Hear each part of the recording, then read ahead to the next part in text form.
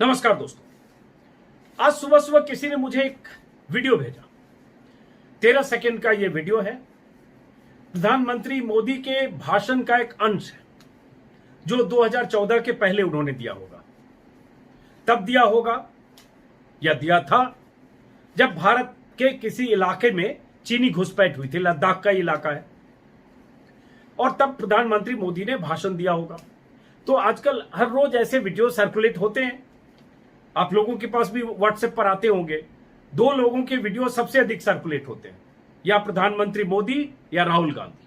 बहुत सारे लोग उनके 3-4 भाषण का एक कोलाज बनाकर, वीडियो कोलाज बनाकर, ऊपर नीचे टेक्स्ट लगाकर सर्कुलेट करते हैं। जिसको जो सूट करता है उसके हिसाब से उसको आगे बढ़ाते हैं। तो मेरे पास भी ऐसे वीडियो आते रहते हैं और मैं इसलिए भी नजर रखता हूं कि कहां क्या चल रहा है, कौन क्या बोल रहा है, किसने पहले क्या बोला। इस तरह के वीडियो से जानकारी मिलती है। तो वो 13 सेकंड का वीडियो मैं चाहता हूं आप सुने और उसके बाद मैं अपनी बात करूंगा, जानकारी दूंगा। जितनी जानकारी मैंने इकट्ठा की है अलग अलग वेबसाइट से, अखबार से, कुछ साथियों से बात करके, और जिस तरह से चीनी सेना ने घुसपैठ की कोशिश की है लद्दाख के अलग अलग इलाकों में, या जिस तरह से चीनी सेना ने फिर से वहां टेंट और तंबू कनात लगा दिए हैं, जहां हमारे 20 जवानों की शहादत हुई थी 15 जून की रात। कहा गया कि उन्हें खदेड़ दिया, उनके तंबू कनात उखाड़ दिए और उसके बाद उसी खूनी झड़प में हमारे जवानों की शहादत हुई है। वहां फिर से कैसे चीनी सेना पहुंच चुकी है। इसके अलावे अलग अलग इलाकों में सैटेलाइट तस्वीरें हैं और किस तरह से कहा जा रहा 10,000 चीनी सैनिक कुछ इलाकों में उनकी मोर्चेबंदी हुई। उस तरह की कई जानकारियां आगे बताने से पहले ये वीडियो 13 सेकंड का वीडियो मैं इसको 2 बार प्ले कर दूंगा। और वीडियो इसलिए दिखा रहा हूं, जो मैंने पहले कह दिया कि इसको मैं कवच की तरह इस्तेमाल करता हूं कि लोग जब गालियां देने लगे कि आप ऐसे समय में देश के साथ होना चाहिए, सेना के साथ होना चाहिए, सेना के शौर्य पर सवाल उठा रहे हैं, देशभक्ति आप में नहीं है, तो वीडियो दिखाता हूं। इससे सवाल पूछने से, और अगर कहीं लगता है कि चीनी सेना के इरादे ठीक नहीं है, कहीं घुसपैठ की कोशिश हुई है, घुसपैठ हुई, उस पर सवाल पूछने से, और यह पूछने से कि सरकार साफ तौर पर देश को क्यों नहीं बताती है या क्यों नहीं बताया जाना चाहिए, तब यह मत कहिए कि सेना के शौर्य पर सवाल है। ऐसे बार बार मैं कहता हूं, एक बार फिर से सुन लीजिए। वीडियो को 2 बार सुना रहा हूं, जैसा कि मैंने कहा। फिर आगे की बात सुनिए। कि सरकार से पता नहीं चल रहा है कि हिंदुस्तान में कहां तक चाइना घुस गया है, कब वापिस जाएगा, कैसे निकालोगे, किस प्रकार की ताकत का प्रदर्शन करोगे आप, कोई दिशा नहीं दिखती मित्रों। कि सरकार से पता नहीं चल रहा है कि हिंदुस्तान में कहां तक चाइना घुस गया है, कब वापिस जाएगा, कैसे निकालोगे, किस प्रकार की ताकत का प्रदर्शन करोगे आप। ये प्रधानमंत्री मोदी का भाषण है। तब मुख्यमंत्री रहे होंगे क्या थे ही, 2014 के पहले का भाषण है। इस भाषण में उन्होंने कहा कि सरकार से पता नहीं चल रहा है कि हिंदुस्तान में कहां तक चीनी घुस आए हैं, कैसे निकालोगे, किस प्रकार की ताकत का प्रदर्शन करोगे। ये सारे सवाल पूछ रहे थे और ये वाजिब सवाल है, हर दौर में पूछा गया था और हर दौर में पूछा जाना चाहिए, चाहे किसी की सत्ता और किसी की सरकार। लेकिन दिक्कत तब होती है जब ऐसे सवाल पूछने पर आप आज की तारीख में चीनी एजेंट कर देते हैं और आप सरकार का एक बड़ा तबका कोशिश करे कि सूचना छिप जाए, राष्ट्रवादी पत्रकारों का तबका कोशिश करे सूचना छिप जाए, और अगर कुछ पत्रकार, कुछ अखबार के लोग या कुछ फौजी लोग लिख दें तो उनके खिलाफ मुहिम चले। इस बार भी, इस दौर में भी यही हो रहा है और खासतौर से इस दौर में बीते 4, 5, 6 सालों में बहुत ज्यादा हो रहा है। लेकिन चलिए मुद्दे पर लौटते हैं कि अब जो जानकारी है, बीते कुछ दिनों से जो जानकारी मिल रही है और 48 घंटों से खासतौर से, कि सबसे बड़ी बात कि उस जगह पर जहां से भारतीय जवानों ने चीनी सैनिकों को पीछे धकेल दिया था, यह कहा जा रहा है कि वहां खूनी भिड़ंत में उनके कई सैनिक मारे गए, हमारे 20 जवान शहीद हुए और वहां उनके तंबू वहां से हट गए और डिसमेंटल हो गया। लेकिन अब जो सैटेलाइट तस्वीरें आ रही है उससे साफ पता चल रहा है कि वहां फिर से चीनी आ गए हैं, या मान ले पहले से थे, लेकिन वहां चीनी सेना की तैनाती और तंबू सैटेलाइट तस्वीरों में देखी जा रही है। ऐसा बहुत सारे लोगों ने लिखा है और कुछ और जानकारियां आपको दूं उससे पहले मैं जो खबरें मैंने इकट्ठा की वो आपको बता दूं। इंडियन एक्सप्रेस में कृष्ण कौशिक ने लिखा है अंग्रेजी में है, उसका मैं हिंदी तर्जुमा बता देता हूं। New satellite images show Chinese structures back at Galwan clash site, जिसमें उन्होंने लिखा एक तरफ भारत और चीन डिप्लोमेटिक लेवल पर, हिंदी बता रहा हूं मैं इंग्लिश में, डिप्लोमेटिक लेवल पर, मिलिट्री लेवल पर ईस्टर्न लद्दाख में एलएसी के पास से दोनों तरफ की सेनाओं के डिसएंगेज होने की बात हो रही है। लेकिन कुछ सैटेलाइट तस्वीरें हैं जिससे जो इस बात का सबूत है कि चीनी सेना ने गलवान वैली में डिफेंसिव पोजीशन पर अपनी जबरदस्त तैनाती की है, और ये वही जगह है जहां 15 जून की रात को खूनी संघर्ष हुआ था जिसमें हमारे 20 जवान शहीद हुए थे। वहां फिर से चीनी सेना की मौजूदगी की बात सैटेलाइट तस्वीरों से पता चल रही है। उसके बाद आर्मी सोर्सेज के मुताबिक पक्के तौर पर कहा जा सकता है कि जिस टेंट को 15 जून की रात को हमारे जवानों के द्वारा हटा दिया गया था, वहां फिर चीनी सेना ने अपने टेंट लगा दिए हैं। इसे गलवान वैली का पेट्रोलिंग 14 कहा जाता है। एक्सप्रेस के मुताबिक सैटेलाइट की इस तस्वीर में दिख रही चीनी सेना के बारे में न तो भारतीय आर्मी ने खंडन किया है न पुष्टि की है। ये इंडियन एक्सप्रेस लिख रहा है। कुछ और जानकारी आगे बताने से पहले ये सारी जानकारियों को एक जगह इकट्ठा करके आपको बता दूं, क्योंकि ये सूचना आना जानना जरूरी है। बहुत सारे जो पूर्व सेना अधिकारी है वो भी कह रहे हैं कि देश को इन सारे मामलों की जानकारी होनी चाहिए। खैर, द हिंदू में विजेता सिंह ने लिखा है कि गलवान इलाके में पहले चीनी सेना पेट्रोलिंग करती थी, फिर लौटकर चली जाती थी, लेकिन बीते कुछ दिनों में चीनी सेना ने वहां अपने परमानेंट प्रेजेंस बना लिया है और आकर वहां टिक गई है। उनका यह प्रेजेंस भारतीय दावेदारी वाले एलएसी के 600 से 800 मीटर के भीतर तक है। इसका मतलब भारतीय दावेदारी का जो की एलएसी है, क्लेम लाइन जिसको बोलते हैं, इंडिया का क्लेम लाइन, उसके भीतर वो आ चुके हैं या वहां हैं। इन्होंने ये हिंदू में लिखा है। पेंगोंग एरिया की बात तो हम लगातार कर ही रहे हैं कि सेना ने टेम्पररी स्ट्रक्चर भारतीय क्लेम लाइन के कई किलोमीटर भीतर तक बना लिया है। वो हम पहले भी वीडियो में बता चुके हैं। फिंगर 4 से फिंगर 8 के बीच 8 किलोमीटर के दायरे को कब्जा कर लिया है चीनी सेना ने। इसी तरह से एक और खबर है इंडियन एक्सप्रेस में ही सुशांत सिंह के हवाले से, लेकिन उससे पहले एक खबर इकोनॉमिक टाइम्स में आज मनु पब्बी ने लिखी है। 10,000 सैनिकों की तैनाती की बात कर रहे हैं मनु पब्बी इंडियन एक्सप्रेस में कि एलएसी के पास टैंक्स और आर्टिलरी के साथ कई इलाकों में 15 ऐसे पॉकेट सैटेलाइट इमेज के जरिए आइडेंटिफाई किए गए हैं। पैंगोंग दौलत बेग ओल्डी के बीच एलएसी के पास इसके अलावा एडिशनल ट्रुप की भी जबरदस्त तैनाती है। यह इकोनॉमिक टाइम्स की आज की खबर है। पेट्रोलिंग 14 के पास जहां भिड़ंत हुई थी वहां चीन बड़े पैमाने पर तैनाती कर रहा है। यह भी इंडियन एक्सप्रेस की, माफ करिए, इकोनॉमिक टाइम्स की खबर है। और उन्होंने ही लिखा है कि देप्सोंग दौलत बेग ओल्डी और गागरा पोस्ट हमारे लिए बड़ा कंसर्न है। ये इकोनॉमिक टाइम्स में है। देप्सोंग इलाके में एलएसी के पास जिस ढंग से अपना जमावड़ा चीनी सेना ने किया है और दूसरी तरफ 2 किलोमीटर तक का अतिक्रमण गागरा इलाके में हुआ है। इकोनॉमिक टाइम्स के मुताबिक गागरा इलाके में 2 किलोमीटर तक का अतिक्रमण हुआ है। यह आज के अखबार में है। खतरा यह है कि देप्सोंग में चीन अपनी क्लेम लाइन बदल सकता है।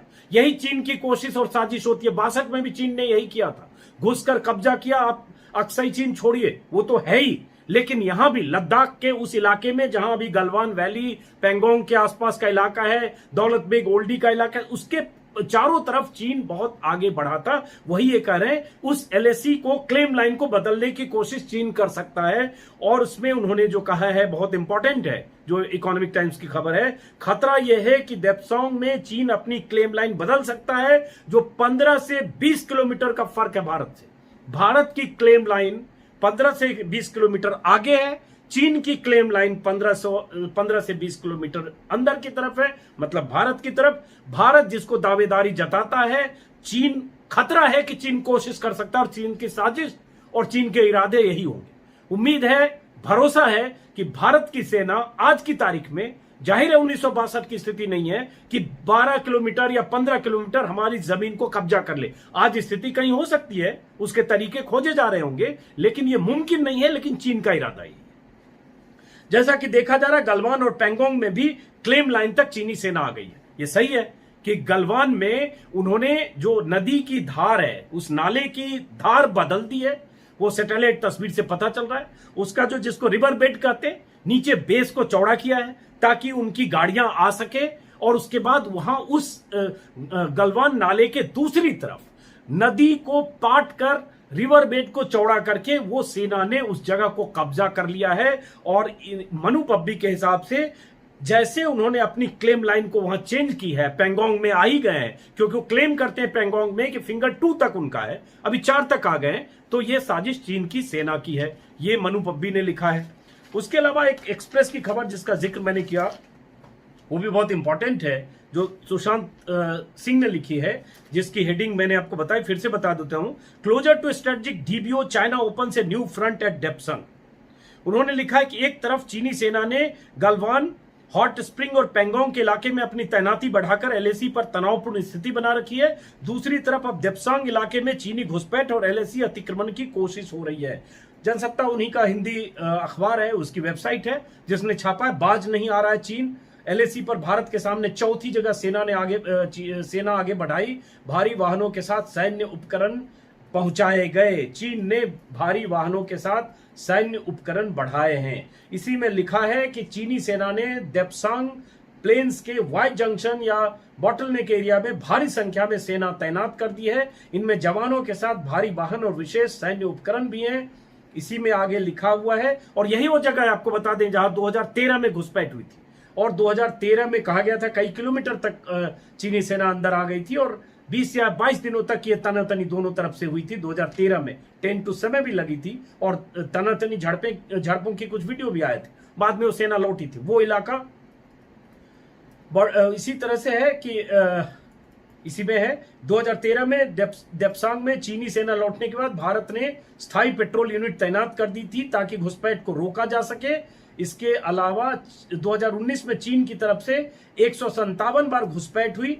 ये सब जो भी कहानी है, तो यहां भी खतरा यही है कि चीन ने उस इलाके में कुछ जगहों पर उनके इरादे जिस ढंग से हैं, वो कहा जा सकता है कि वो उसने एक फ्रंट खोला है, और चीनी सेना ने उत्तर डेप्सांग में प्लेन्स के इलाके को पार कर लिया है। यह इंडियन एक्सप्रेस कहता है यह जगह कूटनीतिक तौर पर काफी अहम है, क्योंकि दौलत बेग ओल्डी एयर स्ट्रिप से इसकी दूरी महज 3 किलोमीटर है। माना जा रहा है कि चीन इसके जरिए एलएसी को विवादित जगह से पश्चिम की ओर धकेलना चाहता है। ये आज के इंडियन एक्सप्रेस की खबर है। दैनिक भास्कर ने भी आज इसी तरह की खबर लिखी है, और ये इसलिए बता रहा हूं कि ये सारी सैटेलाइट इमेज मौजूद है, और सारी चीनी सैनिकों ने लद्दाख के डेप्सांग इलाके में तंबू गाड़े, यहां मिलिट्री व्हीकल और तोप भी पहुंचाई। आप समझ लीजिए इतने बड़े पैमाने पर अगर चीन कर रहा है, और वो इलाका जहां घुसपैठ 2013 में चीन कर चुका है, उसी इलाके में चीन की एक बार फिर कोशिश है। जो लगातार सैटेलाइट इमेज है इस बार जो आई है, वो साफ तौर पर चीन का रेजिमेंटेशन, चीन की मोर्चेबंदी, चीन की बड़े पैमाने पर तैनाती वहां उस सैटेलाइट इमेज से दिख रही है। काउंटर भारत की तरफ भी है, दूसरी तरफ भारत ने भी बड़े पैमाने पर तैनाती की है, लेकिन भारत के मुकाबले चीन के फोर्सेज, चीन की सेना वहां ज्यादा है। अब बात आती है कि आज अचानक खबर आई कि चीन की सेना 1 किलोमीटर पीछे लौट रही, किसी चैनल पर खबर चली, लेकिन कई डिफेंस एक्सपर्ट से मैं भी बात कर रहा था कि भाई ये चीन की फितरत है कि वो आपको लगेगा ऐसा कि पीछे हट रही है, बातचीत में भरोसा भी देगी। ये उसने मई के पहले हफ्ते की बातचीत में, जो कमांडर लेवल, मिलिट्री लेवल की बातचीत थी, तब भी उसने कहा, जून के पहले हफ्ते में भी कहा, और अभी 3 दिन पहले भी हुई बात। लेकिन उसके बाद चीन पर आप भरोसा नहीं कर सकते। उसकी मक्कारी, उसकी फितरत, उसके इरादे इस बार थोड़े अलग है। अब ये बहुत सारे लोग कह रहे क्या चाहता है चीन, ये समझने की बात है। अब एक जो मैं बता रहा था घुसपैठ की, और ये इसलिए जरूरी है क्योंकि जब भी ऐसी बात करने पे बहुत लोगों को बुरा लगता है, बहुत लोग नाराज होते हैं कि क्या जरूरत है ये सब बात करने की, लेकिन ये जरूरी है ये बात, क्योंकि देश को जानना चाहिए। अब मैं बता दूं कि जैसे मैं देख रहा था, पहले भी मैंने जिक्र किया था, फिर से एक बार करूं कि पूर्व थल सेना अध्यक्ष जनरल बीपी मलिक ने, पूर्व थल सेना अध्यक्ष बोल रहा हूं, करगिल के समय जो थे, उन्होंने एक लेख लिखा जिसमें लिखा उन्होंने कि क्यों देश को ये जानना चाहिए। उन्होंने लिखा कि करगिल युद्ध के समय विदेश मंत्रालय के अफसर, थल सेना, वायुसेना और नौसेना के अधिकारी संयुक्त प्रेस वार्ता करते थे, रोजाना नक्शे आदि बताकर मीडिया और देश की जिज्ञासाओं को शांत करते थे। इस रणनीति को लेकर सहयोगात्मक नीति बननी चाहिए, पता नहीं हमने इसका इस्तेमाल क्यों नहीं किया। यह पूर्व थल सेना अध्यक्ष लिख रहे हैं। तो इसका मतलब देश को यह जानकारी होनी चाहिए कि क्या वाकई कुछ जगह उसने एलएसी पार किया है, क्या 2 किलोमीटर, 800 मीटर, एक किलोमीटर चीन ने वहां हमारी क्लेम लाइन के इस पार चीन ने अपने सेना की तैनाती की है। पैंगोंग की स्थिति वैसी है तो उसके लिए क्या तैयारी और है कि नहीं है? क्या भारत सरकार नहीं मानती है? ऐसे कुछ सवाल हैं। अजय शुक्ला, कर्नल अजय शुक्ला हैं, उन्होंने भी लिखा है, एक बिजनेस स्टैंडर्ड में लेख लिखा है जिसमें उन्होंने लिखा, चूंकि वो अजय शुक्ला मीडिया के लिए, एनडीटीवी के लिए काम करते रहे जब फौज से रिटायर हुए, और सबसे पहले सबसे पुख्ता जानकारी बीते 35-40 दिनों से अजय शुक्ला ही लिख रहे हैं। अजय शुक्ला, लेफ्टिनेंट जनरल पनाग और ऐसे कुछ जिनका जिक्र मैंने भी कई बार किया है, जिसमें उन्होंने लिखा था परसों बिजनेस स्टैंडर्ड में, China talks peace but raises troops deployment by 30%। उन्होंने लिखा कि 15 जून के खूनी संघर्ष के बाद चीनी सेना ने देप्सांग, गलवांग, हॉट स्प्रिंग और पैंगोंग के लेक सेंट्रल लद्दाख के चुशुल और दक्षिण लद्दाख के चुमार तक में अपनी तैनाती जबरदस्त तरीके से बढ़ा दी है, जिसमें हथियारबंद दस्ते के साथ साथ तमाम तरह के सैन्य साजो सामान शामिल है जिनका इस्तेमाल युद्ध की स्थिति में होता है। परंपरागत तौर पर गलवान के पेट्रोलिंग पॉइंट 10, 11, 12, 13 तक भारत पेट्रोलिंग करता रहा है, लेकिन अब चीन ने वहां पेट्रोलिंग करने से रोक दिया है। वहां चीनी सेना ने अपने ट्रैक्स बना लिए हैं जो इन पेट्रोलिंग पॉइंट को बाईपास करता है और कई किलोमीटर तक भारत की क्लेम लाइन वाली एलएसी के भीतर है। ये कर्नल अजय शुक्ला ने लिखा है। उन्होंने यहां तक लिख दिया कि गलवान वैली में चीनी सेना ने एलएसी के पेट्रोल 14 से के पास 1 किलोमीटर तक भारतीय दावेदारी वाली क्लेम लाइन के भीतर कैंप बनाई है। वही जगह है जहां खूनी संघर्ष या खूनी झड़प में हमारे जवान शहीद हुए थे। उन्होंने ये लिखा है कि चीनी कैंप भारतीय दावेदारी वाले साइड में गलवान को लेकर भी लिखा है 1.5 किलोमीटर तक बना है। ऐसे बहुत सारे लोग लिख रहे हैं। ब्रिगेडियर एमपीएस बाजवा है, करगिल वार हीरो रहे, बांग्लादेश के युद्ध में उन्होंने हिस्सा लिया था और करगिल में टाइगर हिल कैप्चर उनकी लीडरशिप में फौज ने किया था। हालांकि उनको भी बहुत गालियां पड़ती है जब ऐसी बात लिखते हैं। कर्नल वाजवा ने लिखा है कि चीन ने पैंगोंग के फिंगर 4 से अपनी सेना हटाने से साफ इनकार कर दिया है, जो लगभग 8 किलोमीटर है और हमारे परसेप्शन के हिसाब से हमारा इलाका है। ऐसे ही चीन सेना ने हॉट स्प्रिंग इलाके में अपनी अपनी मिलिट्री ताकत जबरदस्त ढंग से बढ़ा दी है। तो ऐसी 3-4 खबरें, 5 खबरें जो मैंने आपको बताई, और उसके अलावा प्रधानमंत्री मोदी का पुराना भाषण, देश को सिर्फ जानना चाहिए और सरकार को बताना चाहिए। वजह इसके कि जब प्रधानमंत्री मोदी कह देते हैं कि हमारे इलाके में न तो घुसा है, न कोई घुस आया है, न कोई कब्जा किया है, और उसके बाद क्या होता है आप जानते हैं कि पूरी चीनी मीडिया और चीन की सरकार, चीन की सेना उन्हीं के उस भाषण को अपने हक में इस्तेमाल करके ये कहने की कोशिश करती है कि जब चीन की सेना नहीं घुसी, जो भारतीय प्राइम मिनिस्टर मान रहे हैं, तो जाहिर है भारतीय सेना उनके इलाके में घुसी और उसको प्रोपेगेंडा की तरह उन्होंने इस्तेमाल किया। लेकिन खैर बाद में सफाई दी, उस सफाई से गलवान की संक्षिप्त तौर पर बात मानी, लेकिन अभी नहीं पता कि बाकी जगह स्थिति क्या है। और चीन के जो ऑफिसर्स हैं, मिलिट्री ऑफिसर्स हो चाहे चीन की सरकार, उनकी बातों पर यकीनन भरोसा नहीं किया जा सकता। बोलते कुछ हैं, करते कुछ हैं, दिखते कुछ हैं। मीटिंग में, मिलिट्री लेवल टॉक्स में परसों भी अचानक खबर सब चैनल पर आई कि चीन और भारत की भी सहमति बन गई है, अब दोनों देशों की सेना पीछे हटेगी, 2-2 किलोमीटर एलएसी से पीछे जाएगी, इस पर सहमति बन गई। और अब खबर आ रही है, सैटेलाइट तस्वीर आ रही है उस जगह पर, खास तौर से जहां हमारे जवान शहीद हुए थे, जहां उनके तंबू उखाड़ दिए गए थे या डिसमेंटल हो गए थे, वहां फिर आ गए, और इसके अलावा और बाकी जगह। तो इस वीडियो को यही खत्म करता हूं कि क्या देश को यह जानना नहीं चाहिए? क्या इस तरह से, जैसे जनरल मलिक ने भी कहा, यह जानकारी देश को देनी चाहिए? और अगर जानकारी के लिए कोई पत्रकार या कोई भी सवाल पूछता है तो वो देश हित में है, यह आपको समझने की जरूरत है। सूचनाओं को छिपाना, सूचनाओं को दबाना या सूचना न देना, यह गलत होगा, क्योंकि इसके पहले यह नहीं होता था। 2014 के पहले तमाम लोग शोर शराबा हंगामा करते थे। एक वीडियो मेरा उस पर भी है कि 2002 से 2014 के 4 से 14 के बीच कैसे विपक्ष के तौर पर बीजेपी के तमाम बड़े बड़े नेता क्या क्या सरकार से मांग करते थे जब उन्हें लगता था कि चीनी घुसपैठ के बारे में उनकी जानकारी चाहिए। यहां तक कि राष्ट्रपति से मिलने चले जाते थे। यहां तक कि ऐसी मांग बीजेपी के नेता करते थे कि भारतीय सेना किन हथियारों से मुकाबला कर रही है वो भी जानकारी उनको चाहिए। और आज सवाल पूछने पर विपक्ष को तो आप चीनी एजेंट कहते ही हैं। ट्रोल ब्रिगेड जो है, आईटी सेल है, वो पत्रकारों को भी चीनी एजेंट घोषित करते हैं। बहरहाल, देश के प्रति देशभक्ति का सर्टिफिकेट इन ट्रोल से किसी को नहीं चाहिए। देश को जवाब चाहिए कि क्या वाकई चीन की सेनाओं ने किसी इलाके में घुसपैठ की है, और उसको जवाब देने की देश की क्या तैयारी है। फिलहाल इस वीडियो को यही खत्म करता हूं।